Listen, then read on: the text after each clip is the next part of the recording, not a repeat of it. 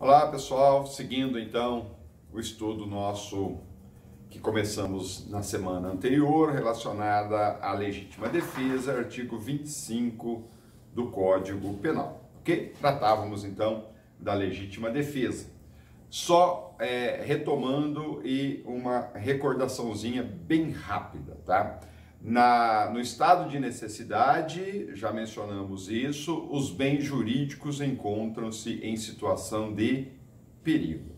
Na legítima defesa, não. Na legítima defesa, há uma agressão. Portanto, esta agressão precisa ser injusta. Voltando para vocês recordarem aí a situação. No estado de necessidade, a situação de perigo pode ter como origem, um comportamento humano, a conduta de um ser irracional ou um fato da natureza. Na legítima defesa, obrigatoriamente, por ser uma agressão, ela é advinda única e exclusivamente da conduta humana. Portanto, o primeiro requisito da legítima defesa é a agressão, e essa agressão tem como origem um ataque advindo dolosamente de um ser humano. Essa agressão precisa ser atual ou iminente. O atual é aquela agressão que já está acontecendo. O iminente é aquela que está muito próximo de acontecer. Portanto, recordando, não há legítima defesa se a agressão já se deu no passado ou se ela ainda ocorrerá ou haverá probabilidade de ela ocorrer no futuro. A agressão precisa ser atual ou iminente. Além da agressão ser atual ou iminente, ela precisa também ser injusta, ou seja, ilícita, contrária ao direito, ok? Revisãozinha, então, relacionado ao primeiro requisito da legítima defesa. Agora, então, vamos dar sequência na nossa aula aí, analisando os próximos requisitos advindos da legítima defesa, tá? Portanto, a agressão é atual ou iminente, injusta, portanto, uma agressão injusta, atual ou iminente, ela é cabível quando o sujeito passivo, quando a vítima, estiver recebendo essa agressão injusta, atual e iminente, e ele repulsá-la, afastá-la, visando a defesa legítima de um direito próprio ou alheio. Portanto, esse é o nosso próximo requisito. A legítima defesa cabe quando você está defendendo um direito próprio ou quando você está defendendo um direito alheio. O que é importante isso? Qualquer bem jurídico seu ou qualquer bem jurídico de terceiro pode ser defendido em legítima defesa, ou pode ser defendido legitimamente, seja seu, seja de outrem. A única exceção dos bens jurídicos, quando eu falo bens jurídicos, você imagina a vida, a integridade física, a propriedade, a liberdade, a dignidade sexual, ou seja, qualquer bem jurídico, exceto, cuidado, tá? Exceto a honra, que é um bem jurídico também, exceto a honra quando se tratar de infidelidade conjugal, tá? Então veja, imagine vocês a seguinte situação para entenderem isso. Um casal, casados ou em união estável, ou namorados, ou noivos, não importa, tá? Um casal realiza um ato de infidelidade com o outro. E aí, aquele que foi traído agride ou mata o traidor ou a traidora. Pode alegar legítima defesa da honra? Não, não pode. E por que não pode? Vamos entender isso. Não pode, pessoal, pelo seguinte: a honra maculada na infidelidade, na traição, não é a honra do traído, e sim a honra do traidor. Parece absurdo isso, né? Mas só para vocês terem uma noção do que eu estou dizendo. Imaginem, tá? A discussão, o professor de Direito Civil talvez vá falar para vocês que não é, mas só para que vocês possam entender, independentemente da discussão jurídica quanto a esse assunto, tá? Que é lá do Direito Civil, não é aqui do Direito Penal, mas imagine, tá, que o casamento seja um contrato. Vamos imaginar essa situação, essa hipótese, tá bom? Ótimo, casamento, contrato. Então, compara o contrato do casamento com um contrato de compra e venda de um veículo. Vamos fazer esse quadro comparativo. Então, veja, eu procuro um de vocês e digo o seguinte, olha, eu gostei do seu carro, você vende o seu carro? Você fala, vendo. Quanto você quer pelo seu carro? Aí eu quero X. Tá bom.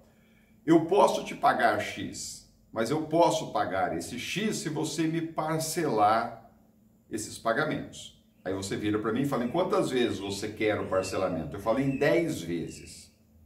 Ótimo. Aí você fala, eu concordo, eu aceito. Aí você me entrega a coisa, você me entrega o veículo. E eu te entrego já a primeira parcela pelo pagamento. No próximo mês eu efetuo a segunda, no próximo mês eu efetuo a terceira e paro. Não pago mais, mas continuo com o veículo. Na praça, na sociedade, na cidade em que esse fato ocorreu, quem vai ser considerado caloteiro? Aquele que cumpriu as cláusulas contratuais, por exemplo, aceitou a proposta, entregou o veículo, ou aquele que alegou que iria pagar mensalmente, pagou algumas e parou de pagar as demais? O caloteiro na praça é aquele que violou as cláusulas contratuais. Aquele que é considerado na sociedade como uma pessoa de má conduta. Não honra com os compromissos realizados. Portanto, é quem violou a cláusula contratual que é a pessoa que tem a imagem, a honra denegrida, e não aquele que está cumprindo as cláusulas contratuais. Então, traz isso agora para o casamento. Você é casado, mas isso pode ser no noivado, no namoro, na união estável e etc. Mas traz isso para o casamento, você casou. Uma das cláusulas determinadas lá pelo direito civil na relação matrimonial é a fidelidade, ok? Vocês já viram isso ou verão, ainda irão estudar isso em direito civil, tá? Fidelidade, isso é uma cláusula do contrato, tá? No nosso direito civil, a união entre pessoas, ela se dá, não se admite a poligamia. Portanto, se você está com aquela pessoa, você deve ficar somente com ela. Isso é uma cláusula contratual, ótimo. Aí, num determinado momento, você mantém uma relação sexual, amorosa, fora desse casamento, fora desse relacionamento que você está com um contrato vigente. É a mesma situação. Quem rompeu a cláusula contratual? Você ou a outra pessoa? Quem rompeu foi o traidor. Quem rompeu foi a pessoa que está mantendo uma relação extraconjugal. Logo, a honra maculada é de quem viola a cláusula contratual do matrimônio. Portanto, a honra maculada não é a honra de quem foi traído, e sim de quem traiu. Mas por uma questão cultural, né? E aí, questão cultural não é questão legal, não é questão jurídico-penal. Por uma questão cultural, tá? Se foi o homem o traidor, ele é o garanhão. Se for a mulher, ela é a puta. Mas aí é uma questão cultural. Não confundam essa situação cultural com a questão jurídico-penal, que não tem nada a ver em relação a isso. Então, você é casado, você está namorando, você está noivo, você está vivendo em união estável, você descobre que a sua mulher ou seu marido está te traindo. Aí você vai lá e a agride ou o agride. Você vai lá e mata ou mata-o. Tá? E aí você vem depois e alega, olha, eu assim agi porque eu estava defendendo um bem jurídico, legitimamente que eu tenho, que é a minha honra. Não cabe, porque a sua honra não foi maculada. A honra maculada é de quem traiu. Cuidado com isso. Observaçãozinha é isso. Então, a defesa legítima, ela é aceitável, ela é cabível para todo e qualquer bem jurídico próprio ou alheio, exceto a honra na infidelidade conjugal. Só na infidelidade conjugal. Então, olha o que eu estou dizendo, tá? Vocês não vão sair falando por aí depois, todos os bens jurídicos é cabível a legítima defesa, exceto a honra. Não, exceto a honra quando se tratar de infidelidade conjugal. Não sendo infidelidade conjugal, até a honra é cabível como bem jurídico a ser defendido. Tranquilo isso? Entenderam? Esse é o nosso próximo requisito inserido dentro do artigo 25 do Código Penal. O outro requisito existente, ele é de natureza subjetiva, ou seja, você não encontra escrito aí no artigo 125. E qual é ele? É o chamado animus defendente. O que é esse animus defendente? Que vem implícito e não explícito no artigo 25. Para haver a legítima defesa, nós já falamos isso lá no estado de necessidade, a intenção deve ser de defender direito próprio ou de defender direito alheio. Se a intenção não for essa e você aproveitar-se da situação fática para realizar algo que você já tinha intenção de realizar, ainda que aparentemente presente os requisitos anteriores, não há legítima defesa. Então, por exemplo, você tem um desafeto, tá? Você tem uma pessoa que você não gosta, você tem uma pessoa que você já tinha previamente a intenção de matá-la. Aí, de repente, você encontra essa pessoa numa situação de agressão, ela está na iminência de agredir uma outra pessoa. Você não tem interesse em defender aquela outra pessoa, mas quando você vê aquela situação, você age aproveitando a oportunidade para lesionar ou matar o seu desafeto. Tá? Então, você vê que ele está indo com um pedaço de pau na direção de uma outra pessoa. Tá? Ele vai golpear aquela pessoa, mas ao agir, você não age para defender aquela vítima que você está presenciando. Você aproveita a situação e fala, bom, já que ele vai desferir uma paulada naquele indivíduo, eu vou aproveitar que eu quero já matá-lo, eu vou aproveitar e vou matá-lo e vou alegar que eu estou em legítima defesa. Tá? Se isso ficar provado, se isso ficar demonstrado que a intenção era de lesioná-lo, de matá-lo e não de defender o terceiro, está ausente o animus defendente, portanto, não é legítima defesa. Aí vocês vão dizer, professor, mas isso é difícil provar na prática. A hora que você chegar em processo penal, vocês vão estudar lá os meios processuais de se fazer a prova. Realmente não é tão fácil assim de você fazer essa prova, mas teoricamente precisa estar presente essa situação.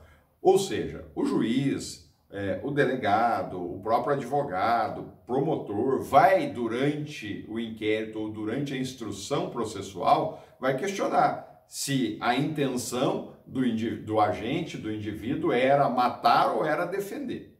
Tá? Isso vai ter que ficar demonstrado lá. E se não ficar demonstrado? Se não ficar demonstrado, continua existindo a legítima defesa.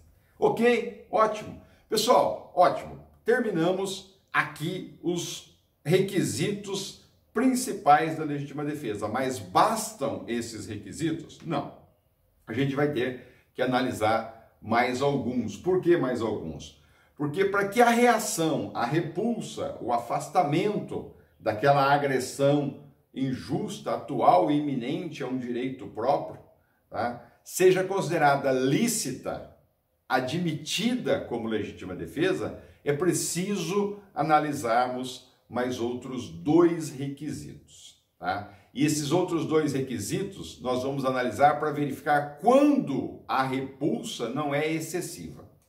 Tá? Senão, vai haver aí o excesso, que nós já analisamos lá atrás, o excesso punível na defesa legítima. Ela começou como uma defesa legítima, mas depois o indivíduo excedeu, ok? Então, além dos requisitos, nós já analisamos. Quais, professor? Agressão injusta, atual ou iminente a direito próprio ou alheio, ficando provado, demonstrado o ânimos de defesa e não de ataque, tá? Nós precisamos ainda, para evitar o excesso na defesa legítima, analisarmos mais 2 requisitos que estão aí no artigo 25 do Código Penal. Quais são eles? Qual é o meio necessário para você se defender legitimamente e esse meio necessário para repelir, afastar esta agressão injusta, atual ou iminente a um direito próprio ou alheio, ela precisa ser moderada. Portanto,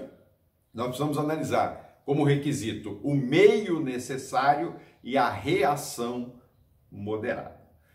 Precisa estar presente essas 2 hipóteses, esses 2 requisitos, para que não haja o excesso na legítima defesa. O que é o chamado meio necessário? Entendam o meio necessário como sendo o meio menos lesivo que está à disposição do agente e que tenha a eficácia de repelir a agressão. Essa é a situação, tá? Então, significa, meio necessário nada mais é do que o meio menos lesivo dentre os meios eficazes que você tem à sua disposição, ok? Então, olha, imaginem vocês a seguinte hipótese, tá?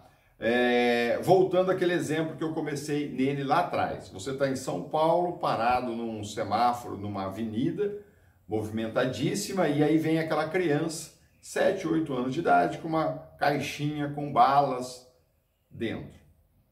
E aí você, com dó daquela criança, baixa o vidro para comprar a bala e ajudá-lo.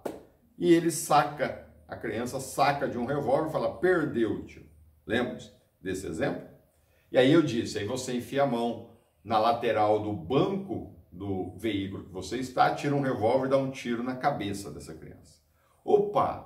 Lá atrás esse exemplo pareceu bastante ilustrativo.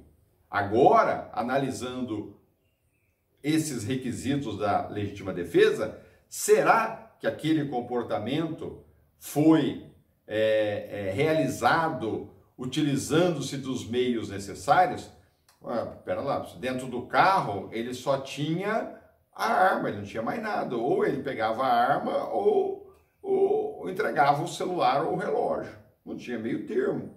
Se for esta situação, o meio é o necessário, tá bom? O meio é o necessário. Nós vamos ver se a reação é moderada, ou seja, apesar dele ter usado o revólver, porque era o único meio que ele tinha ali à disposição dele, será que ele precisava ter dado um tiro na cabeça daquela criança? Agora vamos ver se esse meio necessário ele o utilizou de forma moderada. Ele poderia, de repente, ter dado um tiro no braço, ter dado um tiro para cima, ter dado um tiro no chão, tá? Já seria o suficiente para aquele menino se assustar e sair correndo. Ele já teria realizado a defesa dele. Isso é importantíssimo. Então, imagine um outro exemplo. Você tem à sua disposição uma faca, você tem à sua disposição um martelo e você tem à sua disposição uma metralhadora. Ok? Aí a pessoa vem para o seu lado com uma barra de ferro de 40, 50 centímetros, 1 metro a barra de ferro, para te agredir. Então você está diante de uma agressão, ela é injusta, porque é contrária ao direito, você não fez nada para aquele indivíduo estar te agredindo, tá? Ela é uma agressão, ela é injusta e ela é uma agressão iminente. O cara está chegando perto de você com a barra de ferro, ele vai te golpear, ok? E aí você tem, em cima da tua mesa ali de onde você está, o martelo, o revólver que eu falei, né? Um revólver e a metralhadora. Ou o martelo, a faca e a metralhadora. Ok? Aí você verifica a seguinte situação. Ó, com o martelo, eu teria condições de repelir. De repente você pegava o martelo e jogava no indivíduo, ele ia embora.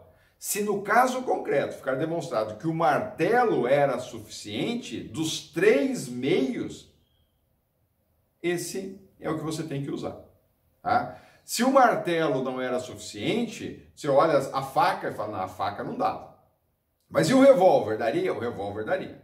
Aí você pode atirar no peito do indivíduo que está vindo com uma barra de ferro.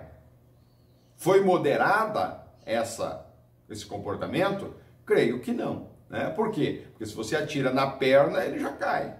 Se ele cai, ele parou a agressão. Se ele parou a agressão, teu bem jurídico está protegido. Você não precisava ter atirado na cabeça, ou no pescoço, ou no peito daquele indivíduo. Veja que isso é importante, isso é relevantíssimo. Tá? Portanto, se ele está vindo com uma barra de ferro e você pegar a metralhadora e metralhar aquele indivíduo, é óbvio que aí você começou em legítima defesa, mas se excedeu por usar o meio desnecessário para aquele tipo de agressão que você estava na iminência de sofrer. Então, diante de uma agressão, você precisa verificar qual é o meio necessário para repelir. Tá? Ah, professor, se tem um meio necessário, se tem, por exemplo, a possibilidade do agente correr, tá? Nós vamos ver daqui a pouquinho que a legítima defesa não exige um comportamento de covardia por parte da vítima. Mas nós vamos chegar lá. Entenderam isso? Então veja, o meio necessário, tá, ele depende de cada caso concreto. Importante para você entender isso é que não é possível a defesa legítima, haverá o excesso sem dúvida nenhuma, se o agente, ao realizar a defesa legítima, ela utilizar-se de meio desnecessário para isso. Então, por exemplo, mencionando lá atrás, o único meio necessário, o único meio que a pessoa tinha era o revólver. Aí ele efetuou um disparo com um revólver. Efetuou o disparo para cima. A hora que ele efetuou o disparo para cima, o agressor cessou a agressão e voltou correndo. A hora que ele volta correndo, você atira nas costas dele. Opa, houve a utilização do meio necessário? Houve. Mas você agiu de forma moderada? Não. Imoderadamente. Aí entra o excesso. Entendido isso? Mas depende muito de cada caso. O importante é vocês saberem que se você tem à sua disposição 2, 3, 4, 5 meios para repelir a agressão injusta, atual ou iminente, você deve utilizar-se do meio menos necessário e eficaz. Tá? O meio menos necessário e eficaz para afastar aquela agressão injusta. Isso é o que vocês precisam ter em mente, é isso que vocês precisam saber. Mas esse meio necessário e eficaz depende muito de cada caso concreto. Tá? Então veja, nada impede, tá, alguém reagir com uma arma de fogo contra um agressor totalmente desarmado. Nada impede, ainda assim você estará em legítima defesa sem o excesso. Tá? Vai depender das circunstâncias concretas, por isso que eu mencionei. O importante é você saber que tendo 2 ou 3 ou 4 meios para repelir a agressão, volto a repetir, você precisa utilizar-se do meio menos lesivo e eficaz. Olha a situação, tá? Então, pera lá, o senhor acabou de falar que nada impede, haverá legítima defesa se eu usar uma arma de fogo contra uma pessoa desarmada? Sim, vai depender das circunstâncias do caso concreto. Por quê? Imagine a seguinte situação, ó, uma senhora idosa, 95 anos de idade, pega a bolsa dela e sai à rua caminhando para poder fazer um pouco de exercício. Tá? De repente, uma pessoa jovem,